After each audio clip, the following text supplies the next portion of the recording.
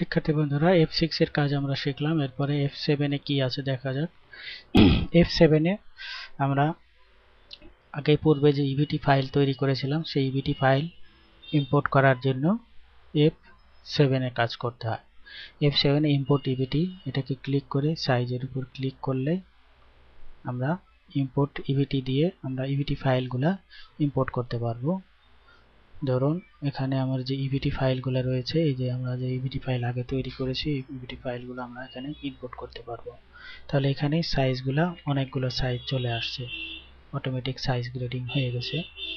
তো এই একটা পিসে আমার এই গ্রেডিংটা আছে, অন্য পিসে হয়ে গেছে। এখন আমরা যে দুটো শীট একত্রিত করে নিয়েছিলাম, এখন দুটো শীটকে আমরা সবগুলো শীটের সঙ্গে নিয়ে গিয়ে দেখতে গেলে আমাকে 8 চাপতে হবে। 8 চাপলে আমরা ব্যাক ফ্রন্ট দুটো গ্রেডিং হয়ে গেছে আর সবগুলো শীটের সাথে এটা চলে গেল। এরপরে ধরুন এখানে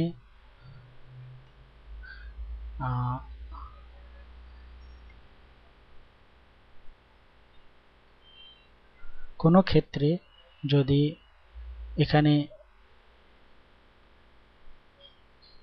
কোনোটার সাইজ যদি দুই রকমের থাকে, ধরুন এখানে আমরা মডেলে যাব,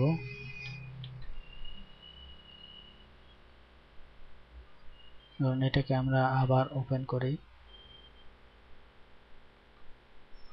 ধরুন আমরা মডেলে গিয়ে দেখি এটার সাইজ আছে 27, 29, 31, 33, 35।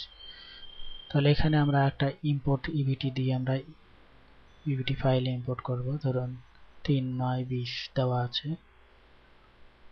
তাহলে 3 থেকে 3, 5, 6, 9, 10, 12, 15, 20 এভাবে দেওয়া আছে। সবগুলাতে এই সাইজ গেছে কিনা আমরা দেখি পেজ আপ ডাউন দিয়ে, সবগুলাতে এই সাইজ গেছে।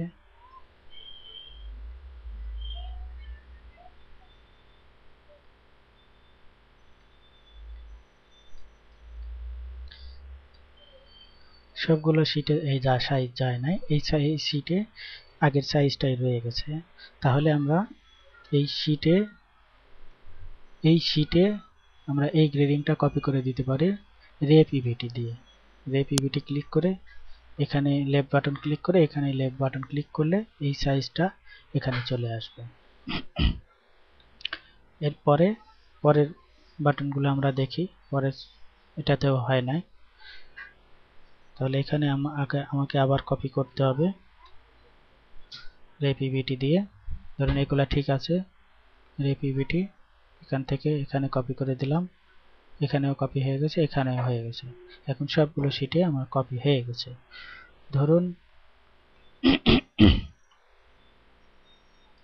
এই শীটে আমরা বেসিক সাইজ চেঞ্জ করব। বেসিক সাইজ আছে 9, তাহলে বেসিক সাইজ চেঞ্জ করতে গেলে বেসিক সাইজ স্লাইড দিয়ে এটাকে আমরা যদি 10 বেসিক সাইজ করি, 10 এর উপর লেফট বাটন ক্লিক করব, তাহলে 10 বেসিক সাইজ হয়ে গেছে। অথবা 12 যদি চাই 12 বেসিক সাইজ হয়ে যাবে, 15 চাইলে 15 বেসিক সাইজ হয়ে যাবে। যদি 20 বেসিক সাইজ করে ক্লিক করলে 20 বেসিক সাইজ হয়ে যাবে। তো বেসিক সাইজ হওয়ার পরে ধরুন এটা 20 size basic, 10 size basic size ছিল, এখানে আমরা 15 সাইজ বেসিক করলাম। করার পরে এখানে অন্যান্য সাইজগুলো লাল হয়ে রয়েছে, এই লালগুলোকে ঠিক করার জন্য ব্রেক দিয়ে এখানে ক্লিক করতে হবে, তাহলে সাইজগুলো ঠিক হয়ে যাবে। ধরুন এখানে এই ইভিটি রয়েছে, আমরা এই ইভিটি কপি করে অন্য সাইজগুলোতে দেব। রেপ ইভিটি এটার বেসিক সাইজ চেঞ্জ হয়ে গেছে, এটার বেসিক সাইজ চেঞ্জ হয়ে গেছে, এটার থেকে এটাই দিলাম, এটার 15 বেসিক সাইজ হয়ে গেছে। এখানে সাধারণত আমরা সাইজ ইনপুট করা এবং বেসিক সাইজ চেঞ্জ করা এই কাজগুলো এখানে করে থাকি। এখানে অন্য টুলস দিয়ে তেমন কোনো কাজ করা যায় না। এখানে যদি অন্য কোনো সাইজ